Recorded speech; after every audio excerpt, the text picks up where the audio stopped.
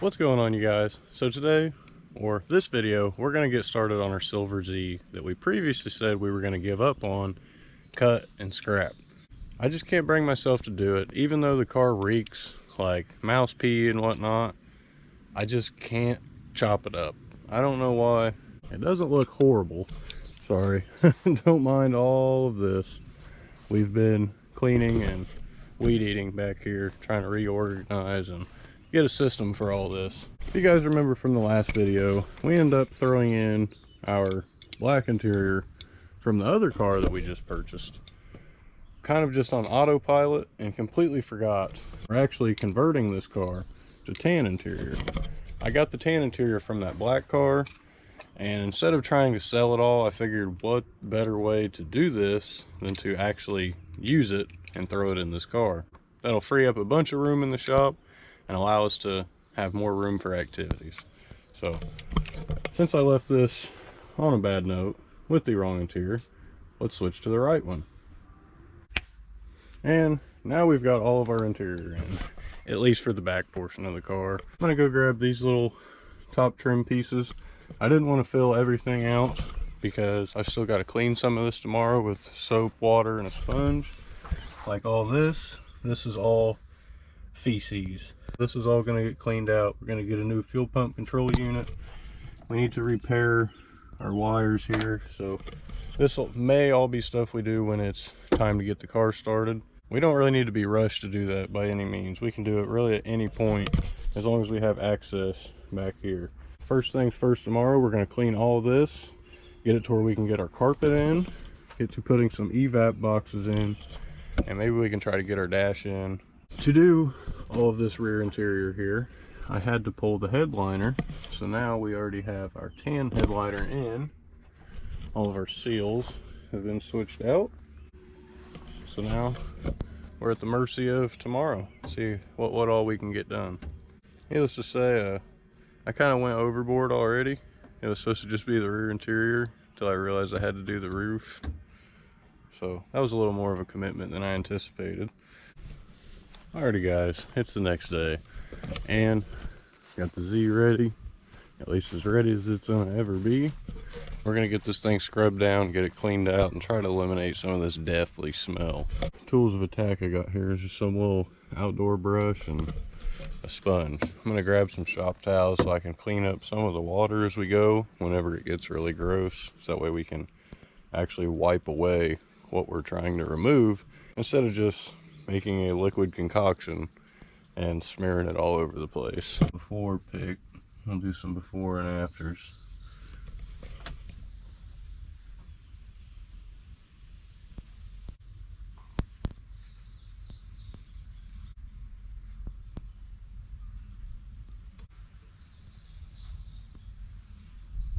So that's what we're working with. Our main thing here is we're going to clean this, the bottom of each floor pan where everything kind of collected at the bottom. Going to clean this back centerpiece. We're going to clean up here. Grab a 10 mil. Let's pull this out, at least if we can, and get to cleaning. Well, we've removed the fuel pump control unit, and this is what we're working with. You can definitely see where it was at, but luckily we've got a new one right here, hardware and all.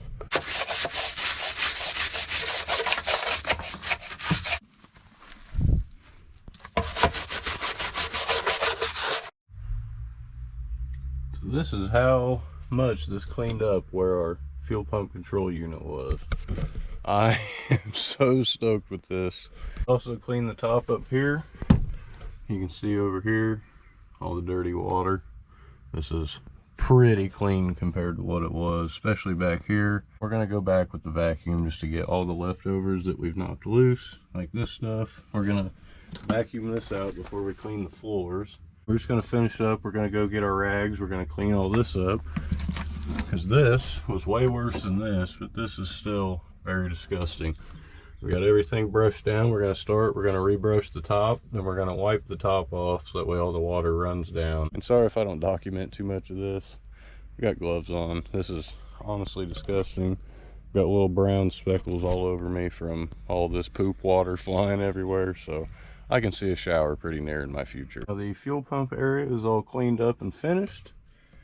We've got, I don't remember what this is, but it's all cleaned up. Our center section cleaned up. We will hit it again and whatnot, tear some of this padding off. But I thought we were good. I didn't think we were gonna find any more. Sure enough, when I was up here cleaning the dash, happened to find the last one. I thought we were over this. So far, I think I pulled 5 out of this car. If you could see the amount of feces that was in this car, you would be very surprised there was only 5 mice. I'm thoroughly disgusted. He's got like 4-inch long whiskers on him still.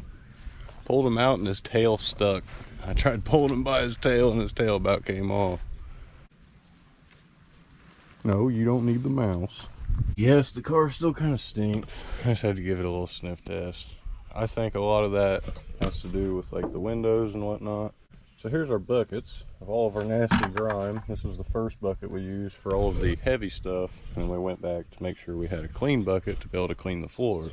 Super pleased with how this side turned out. This side nearly looks new, except for this little panel down here. It's got a little bit of rust, but we're gonna throw some carpet in, so that way we have something that we can step on in our socks, to take our shoes off, to climb in the car, to be able to kind of work on stuff. So now we've got our whole interior in. Psych, we've got our carpet in. It fits pretty good, which as expected. Got a little bit of floor damage where the floor is sitting up a little high from people jacking it underneath the car. Not horrible. We at least, everything's lined up right. We should have no issues getting our seats mounted. Should have no issues getting everything else mounted. So I think our next step is we're going to get all of our HVAC stuff. We're going to get our blower motor, heater core, and the evap, and we're going to put it in. We're going to do that while we can, while we have a little bit of room down here. That way then we can get the dash bar across after we get the boxes in. Get our steering column mounted up, and hopefully we can throw our dash in. Once the dash is in, all this is going to go together super quick. You have a full, completely gutted car. It's kind of like you look at it and you're like, oh, got a lot to do. Now just with the carpet in, car looks totally different. I'm stoked. So now that we've got our heater core, evap, and blower motor in, we also got our dash bar in, all mounted up. So that's going to leave us to putting the dash on tomorrow and filling out the rest of the interior, which should not be an issue. Good morning. It's the next day, and here goes our first test. We did leave the door cracked all night, so it shouldn't smell too bad. However, we're about to give it the sniff test and see maybe if this carpet and all of that cleaning we did yesterday has eliminated some of this odor. Here goes nothing.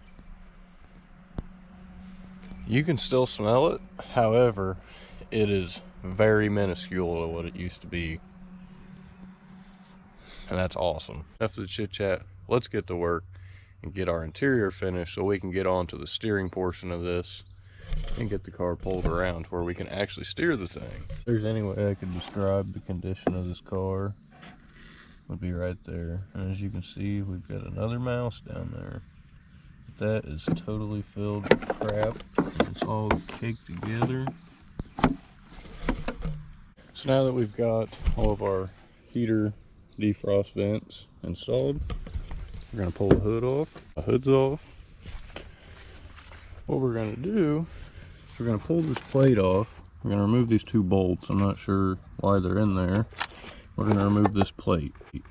There's a spot weld here and a spot weld down here. Usually what I do is I'll hit up here with a hammer and a flathead screwdriver, pry it back, and I'll hammer at the spot weld just because I don't have a drill that I could actually fit in here. And that's how I remove the plate for a clutch pedal install. Other than that, all you've got for an auto is there's this box up here, but there's a 12mm bolt up there that you can see. Remove that, and that's where the top of your clutch pedal will mount. You got the other 2 bolts here that will pop through the other side once we remove that plate. And then you can take like a flathead or something, you can tear this off where it's still connected, and there you go. Bolt hole, bolt hole. So I guess that makes it a little bit easier.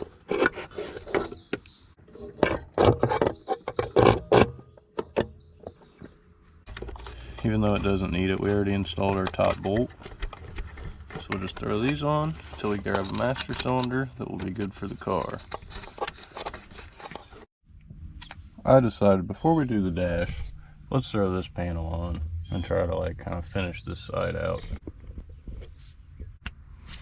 Panel's in. Can't put this piece in to finish it out until we get this other side in because it covers and pulls them both together. So, time for the dash.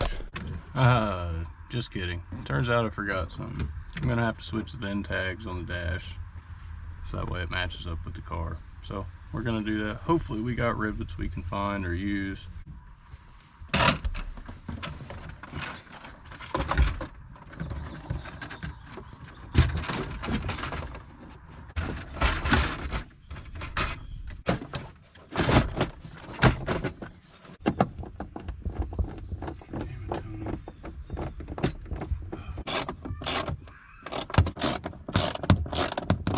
Well, now the dash is in. I'm not gonna sit here and make you watch me put every bolt in, but big obstacle is over.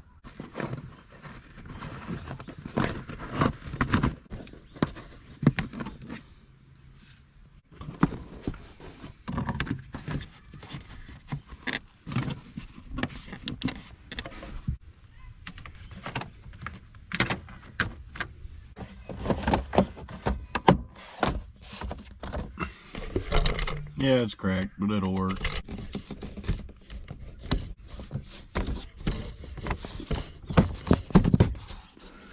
Alright, dash fence in.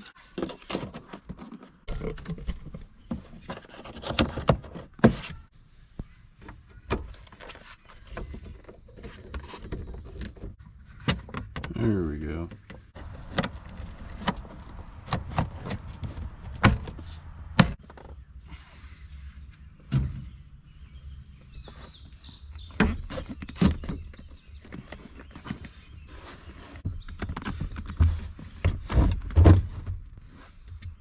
Well, seat's in. Got to bolt it up, obviously, but that ties it together a lot. Now, be able to sit in here and work and not have to worry about crawling around. You know, obviously until this side. I don't have a glove box or this trim yet, so we won't be able to put all of this on. Especially until we get a cap on right here, which we're going to do right now. Now that that's tight. Pretty sure that's supposed to be underneath, however we're going to use it to hold it up. That's just going to be, you know, that's actually a good idea now that I think about it. Now that that's tight, pretty sure that's supposed to be underneath, however we're going to use it to hold it up. That's just going to be, you know, that's actually a good idea now that I think about it.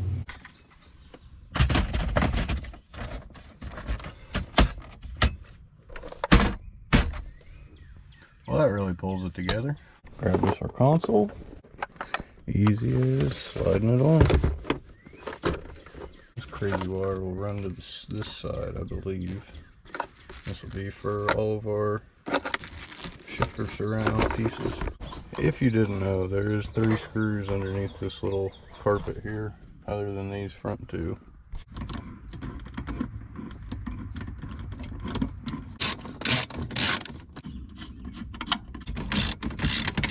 Just like normal, my GoPro died and I kind of slacked off and didn't charge up on my backups. So we've kind of just still been plugging away, putting a couple things in while we can. Found out it's pretty easy to take the door handle off.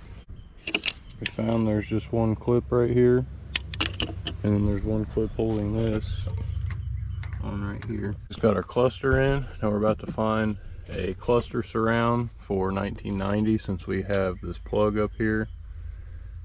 Because it will display everything down here on the sides instead of up on the cluster.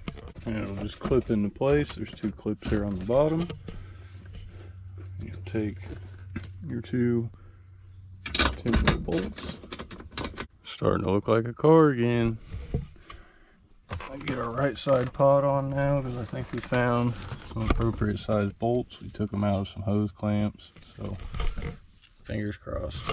Other than our climate control over here and our trims on this side, it looks like this is the last piece to tie this all together. Obviously we need our door panels. I've already got my tan seat belts on over here. I just got to do this side. Still have to switch my handles, which we're actually going to be swapping them out with Pizza Mike. We're going back up there to Chicago here in a couple days, so we're going to link up with him. It's kind of funny, we're both he just did a video on swapping out a tan interior, and here I am putting a tan interior in one. We're going to give him the hookup on some parts. Let's get this bad boy in. 4 bolts. Let's get find our little bracket up here so we can get that mounted and finish this car interior out. I've got all we're going to get done today done. And we're not actually going to do the door panels yet because of these. I don't want to have to take the panels back off to reinstall some door handles. So we'll wait to put those on until we go up and grab them from Mike. That's it for tonight. We'll catch you guys tomorrow.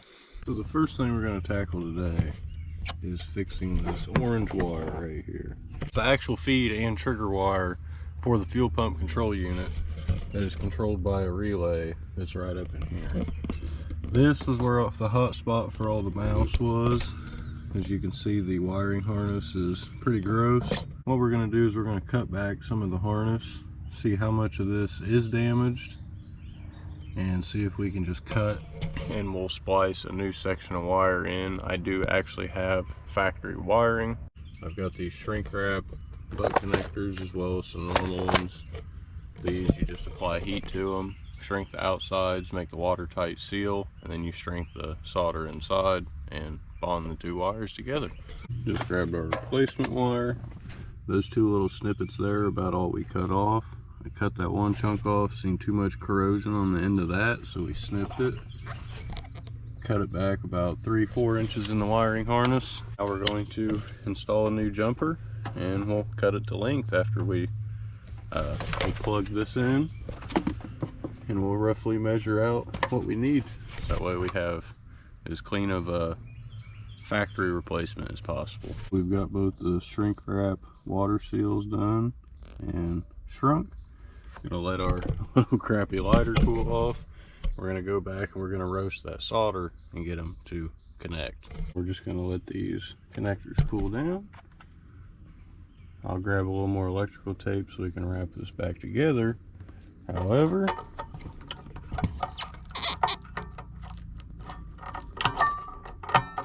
I think what I'm gonna do, yeah, there's no motor or nothing in here, but I think I'm gonna hook the jump pack up with the fuel pump fuse in, and we're going to turn the key and see there should be some fuel left in here. If so, we'll just see and make sure that it primes and spits some fuel out so we know that this is working properly and getting a good enough of a connection. Now we got a connection. I guess we just had a bad ground again. Dash lights are on a lot more, so let's turn the key back. We'll prime it and see what she does. Yep, so far it's no good. Oh well. There's actually like a mini fair going on in town today, so we're actually going to go up and grab a couple corn dogs or whatever they got up there. And we'll be back and see if we can tinker with this and figure this out before we go out for Gabby's birthday tonight, even though it's not her birthday yet.